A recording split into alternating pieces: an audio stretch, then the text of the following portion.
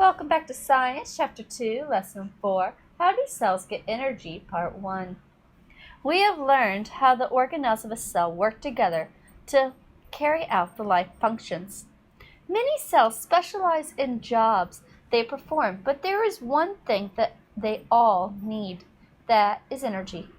As a member of the animal kingdom, you know that you eat and digest food for energy. Most plants, however, don't get their energy that way. The energy source for cells is the sun. Green plants and some other organisms can capture the energy in the sun's light. Photosynthesis is the process by which plants make food. The word photosynthesis means putting together with light. This process occurs in green plants, algae, and in certain kinds of bacteria. For photosynthesis to occur, it requires four things: light, carbon dioxide, water, and chlorophyll. Chlorophyll is a pigment that traps light during photosynthesis. The energy from sunlight is used to power reactions that combine water from the soil and carbon dioxide from the air to make a simple sugar called glucose. A byproduct of the photosynthesis reaction is oxygen. So here we have an equation, which is just another way of looking at what we already looked at.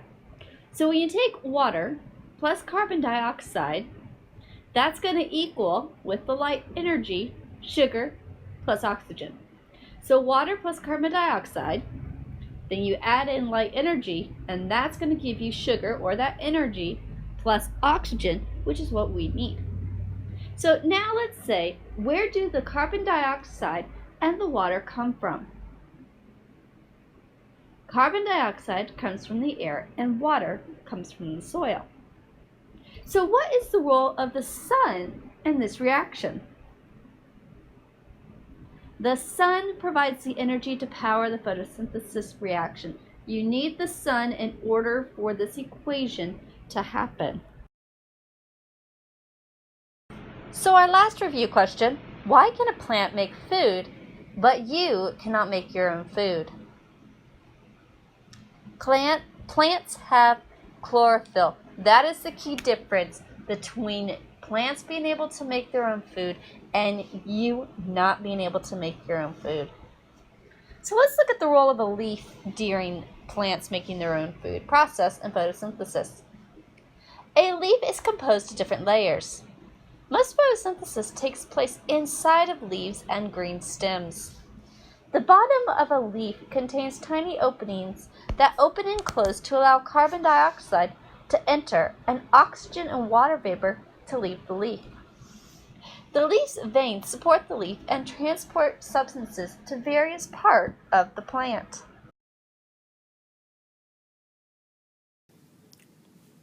So we know that plants make their own food through photosynthesis. But how does a plant get together the ingredients it needs for this? Sunlight, carbon dioxide, and water, and then combine those to create glucose and oxygen? Well, that's what leaves are for.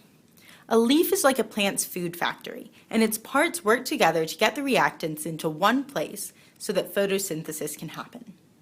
Let's start with sunlight. Have a look at a leaf. The top of it is exposed to the most light, so the cells specialized for trapping light are on top. These cells are called palisade mesophyll, and they're packed full of chlorophyll, the green chemical that plants use to absorb light. That's why the top side of the leaf is darker than the bottom side. You should also note that most leaves have a large surface area, so they can trap as much sunlight as possible. What else do we need for photosynthesis? Carbon dioxide. That's where the bottom of the leaf comes in. It's got these little pores called stomata, which open up so carbon dioxide can diffuse into the leaf. They're controlled by sausage-shaped guard cells, which open up to let carbon dioxide in, but they can also close the stomata to prevent other things like water from escaping. So the carbon dioxide comes in through the stomata, makes its way through the gaps in an airy layer of cells called the spongy mesophyll at the bottom part of the leaf, and then heads up to the palisade layer for photosynthesis. Leaves are thin so that the carbon dioxide won't have too far to travel. So we've got sunlight and carbon dioxide now. What's left? Water. Water comes up through the roots and stem and enters the leaf through a vascular bundle, which contains a hollow tube for water transport called the xylem. Look at how the vascular bundle spreads out in the leaf to form veins so that it can spread water throughout. So now the leaf's palisade cells have water, carbon dioxide, and sunlight. All they need to photosynthesize and make glucose, their food, and oxygen. But how does the leaf prevent unwanted intruders like bacteria from getting in and stop important reactants from escaping? Above the palisade mesophyll and below the spongy mesophyll are epidermis cells which produce a waxy coating called the cuticle. The cuticle seals up the leaf so that the only way in and out is through the stomata, which are regulated by those guard cells. Now let's go back through the parts of a leaf, from top to bottom. We've got the thin, waxy cuticle, then the epidermis cells. These basically make up the leaf's skin. Then comes the chlorophyll-rich palisade mesophyll, where the bulk of photosynthesis occurs. Below that's the spongy mesophyll, which have plenty of space in between them for reactants to move through. Through that space stretches the vascular bundle, with xylem to transport water and phloem, which transports sugars after photosynthesis. And below that, we've got another layer of epidermis and cuticle. Spaced around the lower epidermis and the cuticle are the stomata, with guard cells on either side. Leaves come in all different shapes and sizes. Look at a cabbage leaf and an oak tree leaf. But most of them have these same parts in common, which allow them to get their reactants in and perform photosynthesis. During photosynthesis, there are two reactions that commonly occur. Light reaction, which happens during the day, and dark reaction, which happens in the day or at night. These reactions are dependent upon each other. Each generates a special energy molecule, ATP or ADP, that is used to keep the other one running. Light reactions occur in the grana, which are found inside of the chloroplast. They require ADP molecules to change from light energy into chemical energy. The stored energy is produced in ATP molecules. So they require ADP to go from light energy into chemical energy, which is then stored in the ATP. Now, dark reactions occur in the stroma. They require carbon dioxide and energy from the ATP to form glucose. Remember, the energy that is in the ATP is the energy, the chemical energy that was made during light reactions. They then form more ADP to supply the light energy. So the energy that was made during the light reactions from the light energy into the chemical energy is stored in the ATP. The dark reactions use the energy in the ATP to make more ADP to continue on with the light reactions. So they are both dependent upon each other. Photosynthesis cannot occur without one or the other.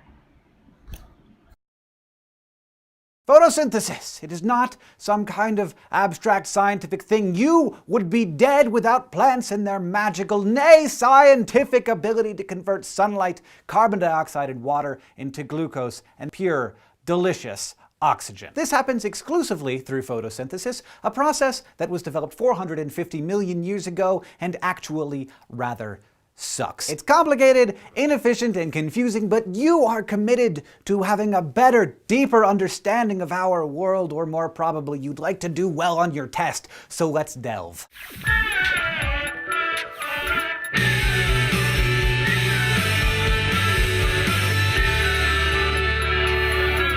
There are two sorts of reactions in photosynthesis, the light-dependent reactions and the light-independent reactions, and you've probably already figured out the difference between those two, so that's nice. The light-independent reactions are called the Calvin cycle. Yes, that Calvin cycle. Photosynthesis is basically respiration in reverse. And we've already covered respiration, so maybe you should just go watch that video backwards.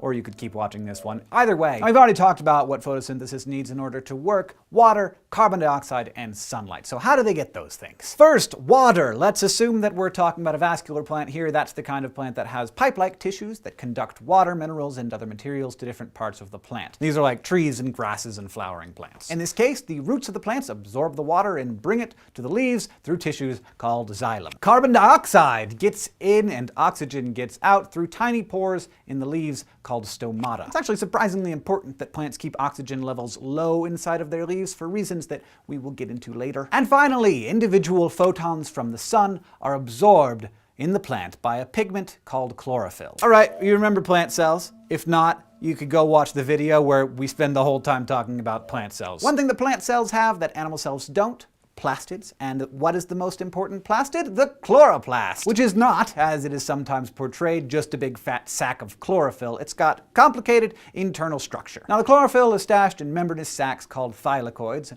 and the thylakoids are stacked into grana. Inside the thylakoid is the lumen, and outside of the thylakoid, but still inside of the chloroplast, is the stroma. The thylakoid membranes are phospholipid bilayers, which, if you remember, means that they are really good at maintaining concentration gradients of ions and proteins and other things. This means keeping a concentration higher on one side than the other of the membrane. You're going to need to know all of these things, I'm sorry. Now that we've taken our little tour of the chloroplast, it's time to get down to the actual chemistry. First thing that happens, a photon created by the fusion reactions of our sun is about to end its 93 million mile journey by slapping into a molecule of chlorophyll. This kicks off stage one, the light-dependent reactions, proving that yes, nearly all life on our planet is fusion-powered. When chlorophyll gets hit by that photon, an electron absorbs that energy and gets excited. This is the technical term for electrons gaining energy and not having anywhere to put it, and when it's done by a photon, it's called photoexcitation. But let's just imagine, for the moment anyway, that every photon is whatever dreamy young man 12-year-old girls are currently obsessed with,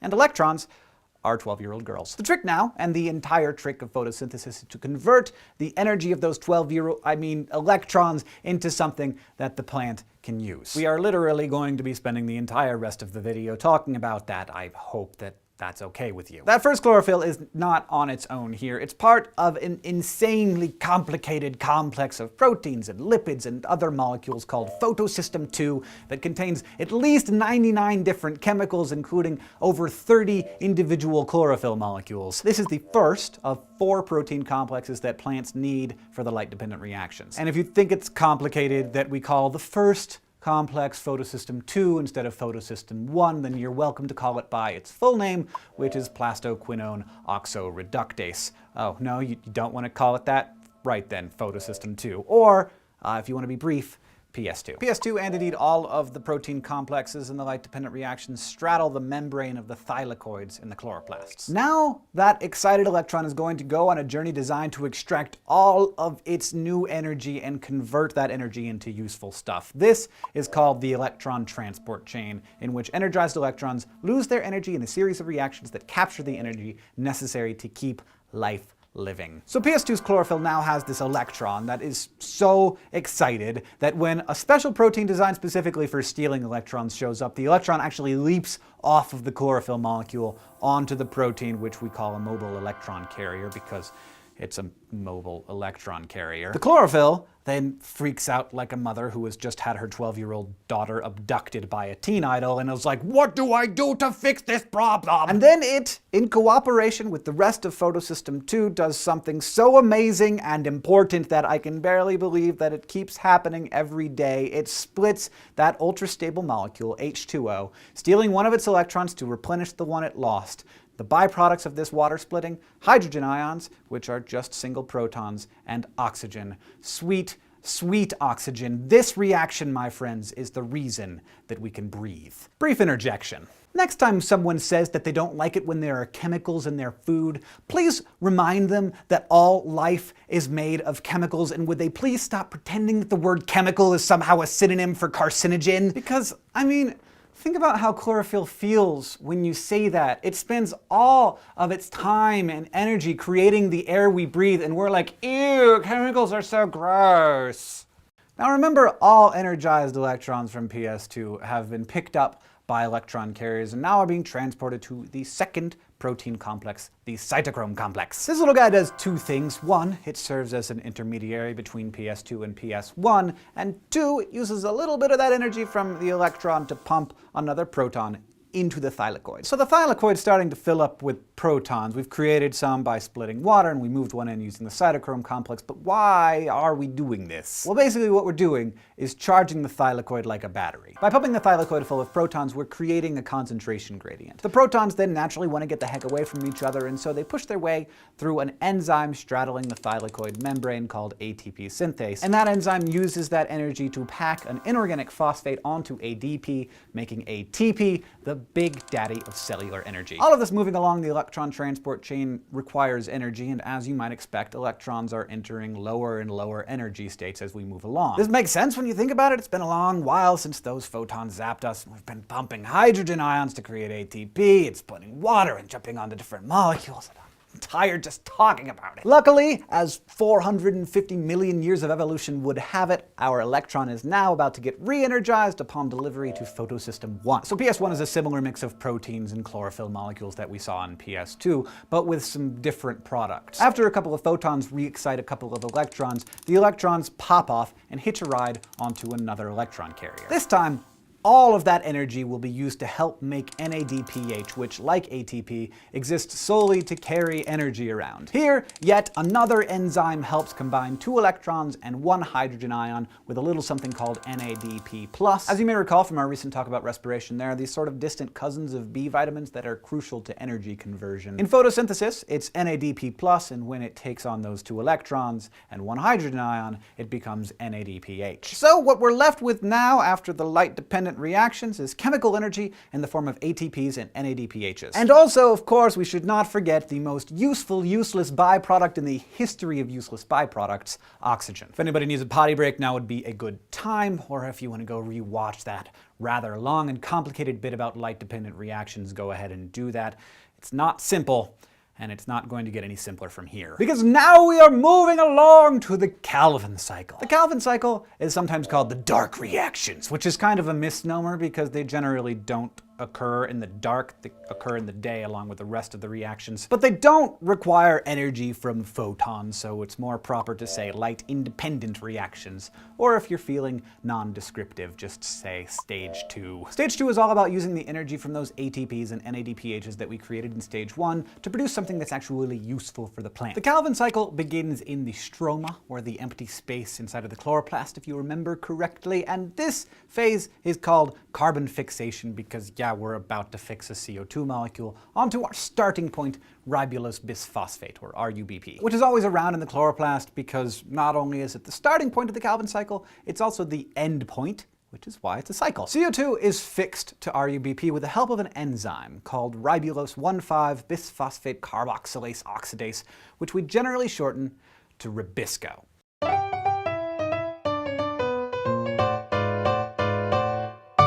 I'm in the chair again. Excellent. This time for a biography of Ribisco. Once upon a time, a one-celled organism was like, man, I need more carbon so I can make more little me's so I can take over the whole world. Luckily for that little organism, there was a lot of CO2 in the atmosphere, and so it evolved an enzyme that could suck up that CO2 and convert inorganic carbon into organic carbon. This enzyme was called Ribisco, and it wasn't particularly good at its job, but it was a heck of a lot better than just hoping to run into some chemically formed organic carbon. So the organism just made a ton of it to make up for how bad it was. Not only did the little plant stick with it, it took over the entire planet, rapidly becoming the dominant form of life. Slowly, through other reactions known as the light-dependent reactions, plants increased the amount of oxygen in the atmosphere. Ribisco, having been designed in a world with tiny amounts of oxygen in the atmosphere, started getting confused. As often as half of the time, Ribisco started slicing ribulose bisphosphate with oxygen instead of CO2, creating a toxic byproduct that plants had to deal with in creative and specialized ways. This byproduct, called phosphoglycolate, is believed to tinker with some enzyme functions, including some involved in the Calvin cycle. So plants have to make other enzymes that break it down into an amino acid, glycine, and some compounds that are actually useful to the Calvin cycle. But plants had already sort of gone all in on the Ribisco strategy, and to this day, They have to produce huge amounts of it. Scientists estimate that at any given time there are about 40 billion tons of rubisco on the planet. And plants just deal with that toxic byproduct. Another example, my friends, of unintelligent design. Back to the cycle. So ribulose bisphosphate gets a CO2 slammed onto it, and then immediately the whole thing gets crazy unstable. The only way to regain stability is for this new 6-carbon chain to break apart, creating 2 molecules of 3-phosphoglycerate. And these are the first stable products of the Calvin cycle. For reasons that will become clear in a moment, we're actually going to do this to 3 molecules of RUBP. Now we enter the second phase. Reduction. Here, we need some energy, so some ATP slams a phosphate group onto the 3-phosphoglycerate, and then NADPH pops some electrons on, and voila! We have 2 molecules of glyceraldehyde 3-phosphate, or G3P. This is a high-energy, 3-carbon compound that plants can convert into pretty much any carbohydrate, like glucose for short-term energy storage, cellulose for structure, starch for long-term storage. And because of this, G3P is considered the ultimate product of photosynthesis. However, unfortunately, this is not the end. We need 5 G3Ps to regenerate the 3 RUBPs that we started with. We also need 9 molecules of ATP and 6 molecules of NADPH. So with all of these chemical reactions, all of this chemical energy, we can convert 3 RUBPs into 6 G3Ps, but only one of those G3Ps gets to leave the cycle. The other G3Ps, of course, being needed to regenerate the original 3 ribulose bisphosphates. That regeneration is the last phase of the Calvin cycle. And that is how plants turn sunlight, water, and carbon dioxide into every living thing you've ever talked to, played with, climbed on, loved, hated, or eaten. Not bad, plants. And I hope you understand. If you don't, not only do we have some selected references below that you can check out, but of course, you can go rewatch anything that you didn't get, and hopefully, upon review, will make a little bit more sense. Thank you for watching. If you have questions, please leave them down in the comments below.